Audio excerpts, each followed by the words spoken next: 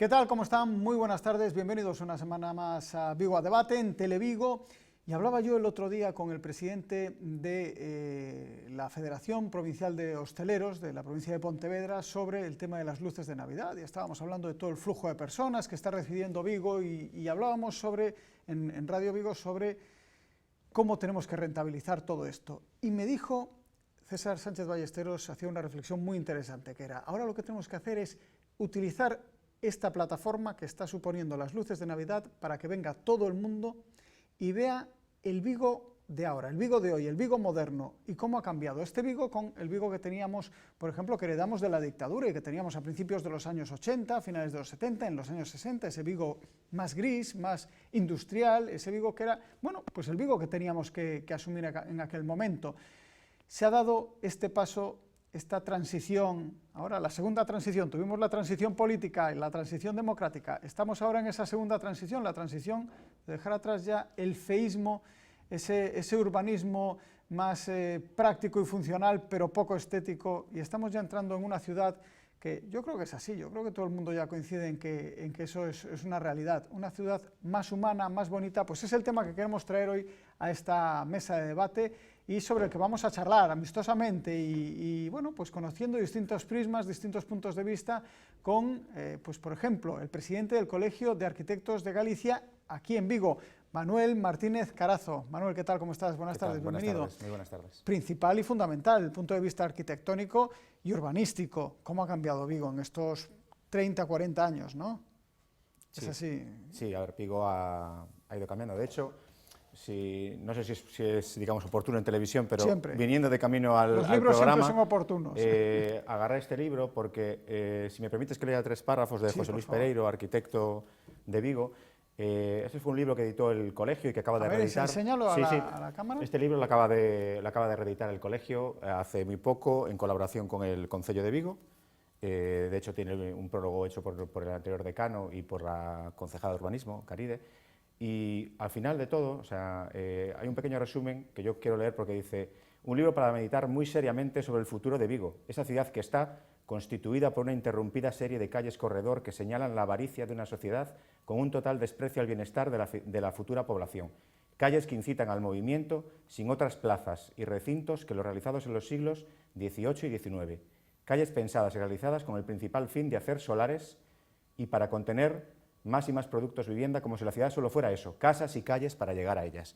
Este libro es del año 81, la ciudad se ha ido transformando, lógicamente, esto todo lo estamos consiguiendo cambiar, pero es una buena referencia y un punto de partida, sí, porque la ciudad no son calles para llegar a las casas, la ciudad tiene que ser también espacio público, espacio de calidad, espacio urbano, donde espacio relacionarnos, y yo creo que además todo tiene que pivotar y girar en torno a las personas hoy en día. Una de las responsables, una de las administraciones responsables de ese cambio no puede ser de otra manera, desde luego es el Ayuntamiento de Vigo, a través de, bueno, pues iniciativas urbanísticas, y una de las responsables ha sido, pues, concejala de urbanismo precisamente en este ayuntamiento, y hoy nos acompaña y es la presidenta de la Diputación de Pontevedra, Carmela Silva. ¿Qué tal? Buenas tardes. Hola, muy buenas tardes. Protagonista, como no puede ser de otra manera, el Ayuntamiento de Vigo en este cambio, que lo hacen los ciudadanos, seguramente, pero a través de los representantes que son, desde luego, los políticos, en este caso el Ayuntamiento de Vigo. Ha sido a propósito este cambio, esta humanización, ¿no?, de la ciudad. Sí, bueno, yo creo que las administraciones públicas son las primeras obligadas en tener un modelo de ciudad, ¿no? Y que además hoy en día tiene que estar adecuado a grandes retos, ¿no? Y tienen que ser los primeros, entre otras cosas porque representan a la ciudadanía, por lo tanto, tienen que responder a la calidad de vida de la gente. Yo coincido con Manuel totalmente en que las ciudades tienen que ser sobre todo espacios para que el espacio público sea el protagonista de las decisiones y para que sea ocupado por las personas, ¿no? No solamente ha ocurrido en Vigo, ¿no? El siglo XX ha tenido cosas maravillosas, pero ha tenido algunas también deplorables. Pues, por ejemplo, entender que los vehículos eran los protagonistas y los dueños de las ciudades, y por lo tanto le arrancamos a la gente su espacio, el lugar de la convivencia, el lugar de la actividad humana, que no es el hogar, es el lugar donde nos encontramos y donde nos encontramos, en las calles, en las plazas, y por lo tanto sí, desde el Concello de Vigo siempre tuvimos muy claro que había que transformar la ciudad y cada una de ellas es muy especial. La nuestra está construida en una colina y por lo tanto hay que también tener en cuenta esa realidad, ¿no? Mar y monte, Vigo. Sí. Y claro, y por lo tanto las necesidades y demandas son particulares de cada sitio, pero sí que hay algunos principios básicos que todo el mundo asume. Primero, que hay que recuperar el espacio para la gente, que lo primero son los peatones, en segundo lugar son medios de transporte como puede ser la bicicleta, después el transporte público y por último el vehículo privado, y eso obliga a tener un modelo de ciudad y a planificar actividades. No solamente eso, sino que las ciudades tienen que ser lugares de encuentro para la cultura, para la dinamización social, y por lo tanto también hay que crear espacios que permitan que eso se produzca en la ciudad. Y después tú tienes que tener en cuenta el pasado para definir el presente y el futuro. Nuestra ciudad es cierto, ¿no?, que en ese contraportada del libro, y es verdad, ¿no?, fue una ciudad construida sobre todo para asumir el aluvión de gente que venía dedicado a la industria, ¿no?, y a la actividad económica. Y hoy eso lo tenemos que cambiar, pero eso construyó una ciudad, por ejemplo, llena de espacios que se deterioraron, llena de medianeras esta ciudad. Seguramente es de las ciudades que yo conozco que tiene más medianeras que afean tanto. Todas las decisiones que se van tomando tienen en cuenta el pasado, tienen en cuenta qué ciudad queremos para el futuro y qué podemos aplicar en el presente, ¿no? Y claro, eso tiene que ser un proyecto de ciudad que hay que tomar desde la administración pública. En esta transformación ha tenido un papel protagonista, así se ha buscado además también incluso la comunidad artística. Hoy tenemos con nosotros a uno de sus representantes, Antón Pulido, sobradamente conocido. ¿Qué tal? ¿Cómo estás, Antón? Bienvenido a la tarde. Bueno, ¿cómo se produce esa conjugación, esa unión entre la transformación urbanística, el fin del feísmo? Es que es una palabra que me encanta, el feísmo, como algo a dejar atrás, ¿sabes? Porque me parece muy gráfica de cuál es esa transformación que se tiene que producir. Y cuando, por ejemplo, a ti te llaman y te dicen, oye, esta medianera de aquí queremos transformarlo en algo bonito, pasándolo de algo terrible, como son esas medianeras producidas sobre todo por las distintas alturas de los edificios. ¿Cómo se plantea ese concepto un artista? Los artistas son los mejores embajadores de las ciudades. Siempre fueron.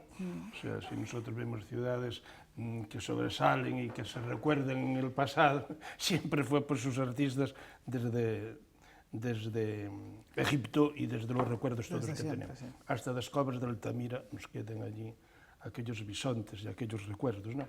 Los artistas estamos siempre integrados en el proyecto de arquitectura y de ciudad de Vigo. Cuando a un artista le dicen que tiene que recuperar un espacio, como me dijo a mí el ayuntamiento, David Regades, el alcalde, Carmela Silva, para recuperar el rincón allí de Peniche, estamos la plaza de viendo la plaza de Peniche, sí. Pues a mí me dejaron total libertad.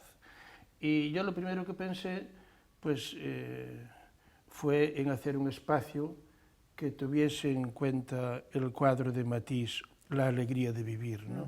Hacer un rincón que era lúgubre, pues hacer un rincón alegre, con luz, y al mismo tiempo que fuese un proyecto pictórico mío.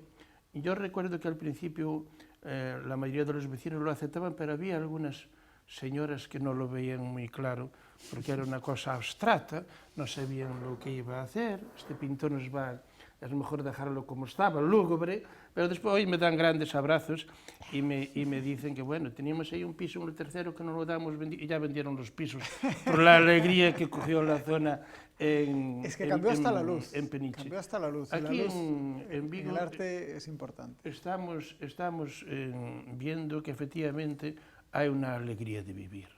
O sea, que la gente está contenta. Yo cuando me acuerdo que en las cafeterías una de las cosas importantes fue dejar que las cafeterías pusiesen las mesas fuera de una forma gratis. Eso fue importantísimo, ¿no? Como se hacía en otras ciudades. Hoy vas de noche, sales de noche y efectivamente hay una serie de ambiente Bullicio, alegre sí. y ambiente positivo en el que efectivamente tiene que influir la arquitectura. El diseño es vital para esta alegría de vivir y después, efectivamente, la planificación de las medianeras, con su color, con sus formas, con sus programas aquí. Por cierto, Pulido forma parte de la comisión que elige cuáles son las medianeras y cuáles son los artistas que las hacen, ¿eh?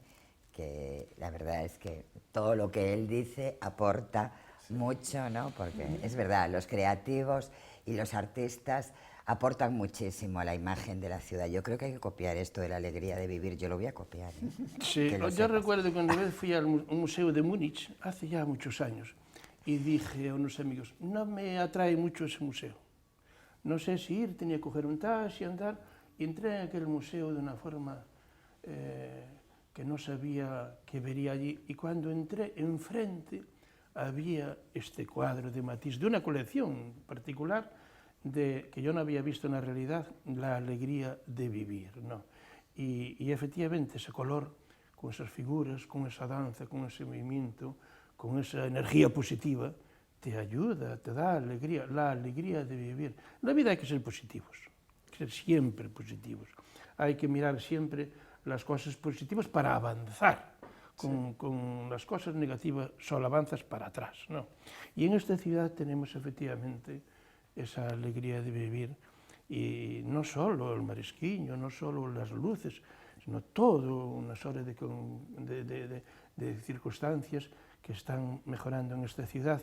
El Celta nos está portando muy bien, hay que reconocer que el Celta tiene que empezar a ganar también y a ayudar a la alegría de vivir, pero en eso están, Están luchando también por eso. Están luchando. Manuel, ¿cómo veis vosotros también esta convivencia del arte y el urbanismo? Yo lo veo muy interesante. Es decir, yo creo que hay que intentar mezclar todas las disciplinas siempre que se pueda. Lógicamente, yo creo que yo también tengo que hablar de mi libro, como es lógico. Yo creo que la figura del arquitecto es muy importante, la planificación urbana, porque no solo digamos, a la hora de construir un edificio, sino también a la hora de diseñar los espacios que quedan y donde nos relacionamos. Entonces sí que creo que deberíamos intentar poner, yo me gustaría lanzar un mensaje de intentar que los arquitectos tengamos cada vez, digamos, más peso en la toma de decisiones de cómo se diseñan las ciudades. Yo creo que eso es muy positivo, pero creo que además hoy en día la figura del arquitecto está acostumbrada a trabajar con diferentes profesionales. Se ha vuelto más transversal, es un mundo muy multidisciplinar, transversal, y en ese aspecto a mí me gusta una cita de Steve Jobs, que él decía, los músicos tocan los instrumentos y yo toco la orquesta. Pues en cierta manera a veces los arquitectos tienen esa capacidad de una visión holística, global, completa, y nos gusta trabajar con otros profesionales, pero tenemos la capacidad, yo creo, muy buena, que igual no tienen otras disciplinas, que es ver el conjunto, ver cómo se relacionan aspectos como la movilidad, el arte, el diseño, la funcionalidad, cómo se materializa eso, cómo se construye. Entonces, en ese aspecto yo creo que es muy positivo la intervención de... El arte siempre es positivo, vamos a ver, y mucho más cuando lo hace desde la perspectiva de la alegría de vivir, sí, ¿no? Que es como supuesto, algo ya que... yo lo comparto totalmente, y además... Desde luego yo creo que... Yo, en ese sentido, yo creo que Vigo es una ciudad muy especial. Yo creo que es una ciudad maravillosa, es una ciudad especial, es una ciudad, pero que al mismo tiempo es muy compleja, es una ciudad... con una orografía muy complicada, con la historia que tiene, urbanística, con su crecimiento, cómo se produjo, pero al mismo tiempo yo creo que eso hay que verlo no como un problema, sino como una oportunidad. Es una oportunidad de hacer cosas muy interesantes. Aquí vemos incluso, mira, un ejemplo en el que uno de los espacios ha servido también como una reivindicación incluso, que también, ¿por qué no utilizarlo? Porque además el arte es eso también al mismo tiempo, también el arte tiene que vivir en el momento histórico en el que se encuentra y ser reivindicativo también. Reivindicativo y al mismo tiempo provocador. Ayer salía en los medios de comunicación el último Banksy, ¿no? El último Banksy que vio a un mendigo allí en una cama en una acera, le puso una cuerda y en la pared dibujó dos ciervos que iban llevando al mendigo, que iban volando, mensaje de Navidad, la relación de los ciervos, la manifestación de Nadal, de la Navidad, con el mendigo que está durmiendo allí en la acera. Pues los murales efectivamente tienen que ser provocadores, pero tienen que ser, como dices tú aquí, al mismo tiempo que vayan anunciando diversos, pero al mismo tiempo positivos. Siempre en positivo. Estaba acordándome ahora, perdona, con esto que acabas de decir, con un anuncio que vi en las últimas horas, no suelo hablar de estas cosas mucho, pero es que me ha impactado mucho, un anuncio de una muy conocida bebida de refrescos, en el que hablaban sobre Papá Noel, y decían, bueno, es un hombre que viene de otro país sin papeles, a priori, que viene cargado de paquetes, que no se sabe lo que contienen, que leen nuestra intimidad y nuestros deseos y se meten en nuestra casa. A priori, si esto te lo sacan del contexto, genera mucha polémica, estupor y en el mundo actual, además, muchas opiniones contradictorias. Bueno, sin embargo, estamos hablando de Papá Noel y todos estamos de acuerdo en cuál es el concepto. Y a veces sacar las cosas de contexto sí que nos puede... Perdona, pero es que me lo has recordado con esto que acabas de comentar. Carmela, ya no sé ni por dónde... Sí, estábamos hablando, y lo decía Pulido, y es verdad, ¿no?, del enorme efecto transformador que tiene la cultura. Yo creo que no hay nada que tenga más efecto transformador y que tiene que ver con muchos calificativos, ¿no? Muchas veces es transgresor, es provocador, es innovador, es denuncia, ¿no?, la realidad en la que se vive, y lo hace de una forma bellísima. Por lo tanto, claro, tiene un enorme poder, ¿no? Yo también coincido con Pulido en que el mundo lo transforma el optimismo. El pesimismo nunca cambia nada. El pesimismo es aquello que nos cruza de brazos y que nos dice que mal, que mal, que mal, y no nos impulsa hacia adelante, ¿no? Yo creo que el arte es muy optimista dentro de todos esos calificativos, ¿no? Y a mí me parece que es fundamental integrarlo en las ciudades, en los espacios públicos, y hacerlo de mano de todos los profesionales que tienen tanto que decir, ¿no?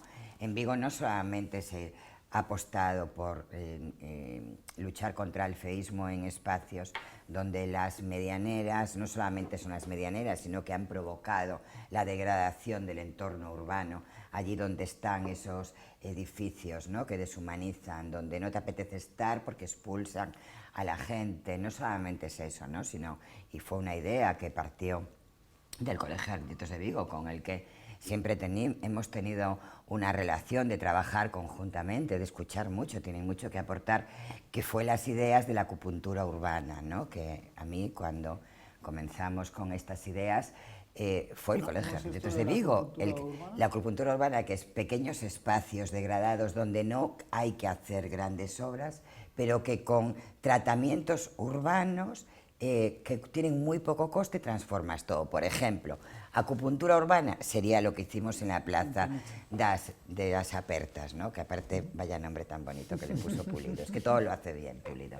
Aparte de ser un artista extraordinario, un pintor maravilloso del que sentirnos tan orgullosas y orgullosos, además tiene el don de la palabra, por cierto, también tiene una voz maravillosa, incluso cuando habla y hasta cuando canta. Bueno, yo es que estoy prendada. Bueno, si luego tenemos tiempo... de Antón Pulido, sí, cómo canta Antón Pulido, cómo canta. Pues eso es acupuntura urbana, o lo que hicimos en el barrio de Rivadavia, ¿no?, un barrio tan degradado que quedó en el medio de la ciudad, como perdido, donde no se hizo ninguna actuación durante mucho tiempo, pero se fue construyendo en el entorno, haciendo que todavía más se degradase eso, ¿no? Pues pequeñas actuaciones que, además de pintar murales, de recuperar esas medianeras que tanto afean, pues se plantan árboles, se pinta también en el suelo, se ponen bancos, es decir, pequeñas actuaciones que de repente transforman el espacio público, y lo que era algo degradado se convierte en algo hermoso y que la gente ocupa, además, porque es verdad, la gente tan pronto le das espacio público digno, la gente lo ocupa, se va para allí, ¿no?, lo vuelve a recuperar. Y yo creo que sí, que hay que escuchar mucho a los arquitectos y arquitectas, a los ingenieros, ingenieras, a los arquitectos y arquitectos de una forma muy particular, porque es verdad que tienen una visión del territorio, del espacio, ¿no?, para actuar en él.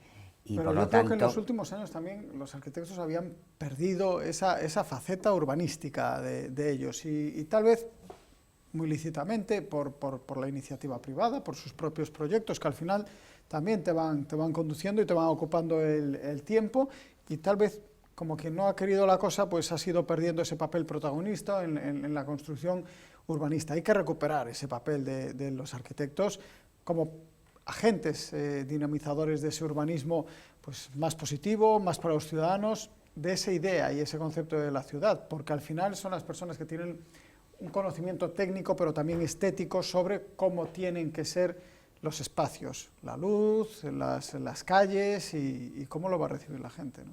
Bueno, yo creo que sí. Yo creo que también lo que ha sucedido, igual es una valoración muy personal, es que hemos ido hacia un mundo muy legislado. En los planes generales, los instrumentos de desarrollo a veces que organizan un poco las ciudades han ido por una vía demasiado paramétrica, demasiado de la ley, demasiado a veces está todo demasiado legislado y deja poco margen a la capacidad creativa, digamos, que es tan importante. Entonces, yo sí que creo que ahora es un momento, como decía Carmela, que tenemos que plantearnos realmente cuál es el modelo de ciudad que queremos. ¿Cuál es el modelo de ciudad, de territorio? Porque realmente una ciudad como Vigo, y en Galicia pasa también en muchos sitios, hay zonas urbanas, pero que están conviviendo con lo que podríamos llamar medio rural. Y además enriquece, es muy positivo. Lógicamente, hay que tratar muy bien esos límites, cómo se producen esas conexiones, pero es muy importante trabajar eso. Entonces, yo creo que es un momento de ser generosos. Y creo que el colectivo de los arquitectos, creo que somos generosos porque profesionalmente nos gusta, los artistas también, nos gusta, amamos el trabajo que hacemos. Entonces, le ponemos mucho más allá de lo que va a ser la repercusión económica de un trabajo, sino que le ponemos el alma en ello y la vida. Entonces, hay que pensar no solo en lo que estamos haciendo ahora mismo para nosotros, en este concepto a veces que tenemos, a mí me lo comentaba una compañera historiadora que me hablaba del presente continuo. Decía, tenemos que pensar también en la ciudad que vamos a dejar. La ciudad que vamos a dejar, posiblemente, los que ahora son niños recibirán una ciudad que nosotros, en cierta manera, vamos a construir. Entonces, tenemos que ser generosos y dejar una ciudad para ellos que sea ordenada, pero que sea dinámica, que sea flexible, que sea, sobre todo, yo creo que humana. Yo creo que hay que poner la persona en el centro, humana, y en ese aspecto sí que me gustaría decir que me gustaría plantear la idea de que tenemos que en las ciudades incorporar la naturaleza. Es inevitable. Vamos a vivir, la mayoría de la población va a vivir en las ciudades casi toda su vida. El flujo se está produciendo además desde el campo hacia las ciudades, sigue siendo así. Entonces, tenemos que incorporar la naturaleza en la ciudad, tenemos que apostar por árboles, tenemos que apostar por parques, tenemos que apostar por espacios urbanos de calidad y por cómo se relacionan, no que haya una guerra entre el vehículo, el peatón, ahora además el mundo es muy fluido, constantemente aparecen ahora nuevos medios de transporte, patinetes, bicicletas y todo lo que vendrá. Entonces tenemos que intentar que todo eso conviva y la ciudad tiene que ser además es un organismo vivo al final, que tiene que tener capacidad de transformarse para absorber el cambio de una manera rápida y digamos, amoldarse a las necesidades que tiene la gente. Sí, además yo creo que eso que dices es muy cierto porque las ciudades tienen que recuperar, ¿no?, el punto de vista del ser humano, ¿no?, y de la ocupación del ser humano de su espacio. Realmente la mayor parte de nuestra vida la pasamos en la calle donde vivimos, es decir, una parte no solamente en nuestro hogar, sino en la calle donde vivimos, ¿no?, donde realizamos las compras de primera necesidad, donde nos relacionamos con nuestros vecinos, donde los mayores se sientan en un banco, donde bajamos a desayunar si no tenemos tiempo para hacernos el desayuno. Es decir, la calle, nuestra calle, y ese espacio hay que entenderlo desde un punto de vista humano y tenemos que cambiar los hábitos, ¿no? Nosotros nos dijeron, ¿no?, que la felicidad era lo material, era tener muchas cosas, era comprar mucho, era consumir cuanto más mejor. Y tener prestigio era que se viese claramente cuánto tenías, ¿no?, de lo material. Y eso fue una idea errónea, ¿no? Y yo también creo que eso tiene mucho que ver cómo el ser humano se va a tener que reencontrar con otro modelo de ser humano. El ser humano que disfrute de las relaciones con otras personas, que comparta, que conviva. Y ahí vamos a jugar un papel muy importante nosotras las personas, ¿no? Y es cierto que no necesitamos el vehículo a todas horas, pero eso nos dijeron que era fundamental y que sin eso no podíamos vivir. Hoy sabemos que no es verdad. Entre otras cosas, tenemos que tomar medidas de reducción del CO2 y también la ciudad tiene que tener claro que tenemos que dejar de contaminar, y eso también va a crear otro modelo de ciudad diferente, donde la gente va a hacer otras cosas y se va a relacionar de otra forma. Por cierto, construiremos un mundo mucho más feliz y de mucha más alegría de vivir, ¿no? Y eso todo hay que repensarlo en la ciudad. Hoy leía yo una cosa que me pareció muy interesante. Dije, buscarme este documento que lo quiero, y fue elaborado por arquitectas mujeres, ¿no?, que hablaban del urbanismo femenino, ¿no?, pensado en clave de lo que necesitamos las mujeres, que somos las que tiramos por un carrito de bebé, o llevamos a las personas mayores en una silla de ruedas, o tenemos que seguir colgando la ropa porque la ropa se tiene que secar, porque para lavarla hay que mojarla, no queda otra, porque tenemos que pensar que cada vez somos más mayores y no pueden ser todo escaleras porque es imposible, porque la accesibilidad es fundamental para todo el mundo, pero para nosotras, que tenemos que llevar a las personas con disfuncionalidades mayores, ¿no? Y entonces planteaba, ¿no?, un estudio sobre cómo también, ¿no?, todas las demandas que hace el 52% de la población también tienen que estar contempladas en el urbanismo, y era un estudio que habían hecho arquitectas en Ourense, ¿no?, que me lo voy a coger y me lo voy a leer porque me pareció muy interesante, ¿no? Y por lo tanto, repensar la ciudad desde todos los puntos de vista, desde todos los deseos, desde todas las necesidades y desde una mayor humanidad. Yo coincido plenamente contigo, ¿no? Y que luego Jaime tiene un niño muy pequeño.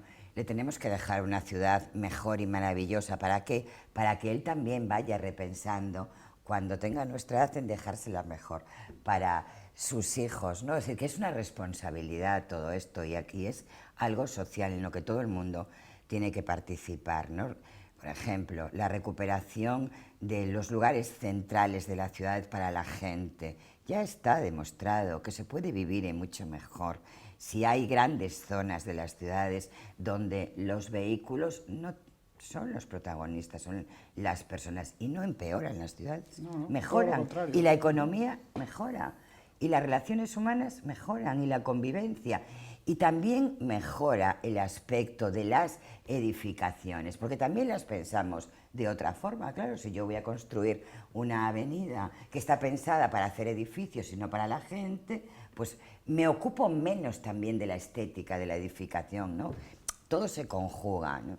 Y yo creo que sí que es apasionante, ¿no?, este relato de construir las nuevas ciudades del siglo XXI, donde tiene que ser muy plurales: artistas, arquitectos, diseñadores, visiones de todas las edades, de todos los géneros, ¿no? A mí me parece que es apasionante, ¿no? Y eso en Vigo creo que lo estamos haciendo, y creo que hay que hacerlo todavía mucho más, que tiene que ser el gran compromiso, ¿no?, con la ciudad. Carmela, dejemos un segundito, porque vamos a hacer un alto y enseguida seguimos hablando sobre este tema que como veis, es mucho más interesante de lo que en un primer momento a lo mejor podíais pensar.